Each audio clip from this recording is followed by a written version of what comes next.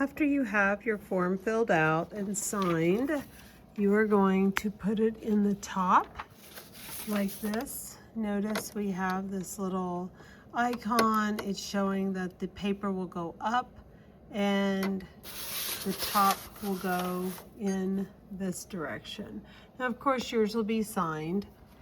Then you're going to come to here and you're going to click Scan to Email. All right, you're going to type in your email address. Mine is saved, so when I start typing mine in, mine will be here.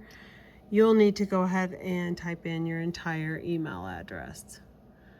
Then CC and BCC, you probably won't have anything there. That's just if you have someone else besides yourself that you're sending it to.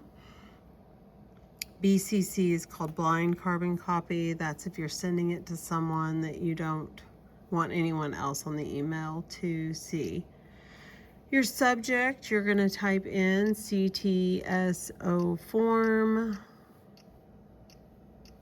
just so that way later, if you're looking for it, it's easier to find. You're going to name it whatever I've asked you to name it.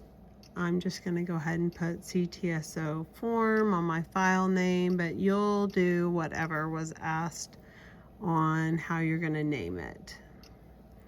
All right, if you have a message, go ahead and do that. We're going to go into options, and this is a one-sided piece of paper. You know, it wasn't printed on the back, and so I'm going to click sides. I'm just going to click one side. For some reason, the default is two-sided, even though most of the time we don't have anything that we are doing for that. Then I'm going to click done, and I'm going to hide those options. I'm not really sure why it decided to calibrate right now, but of course it's going to do that while I'm making the video.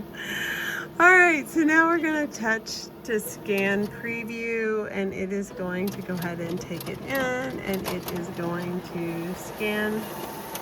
We're going to look at this, and we're going to decide if we like the looks of it.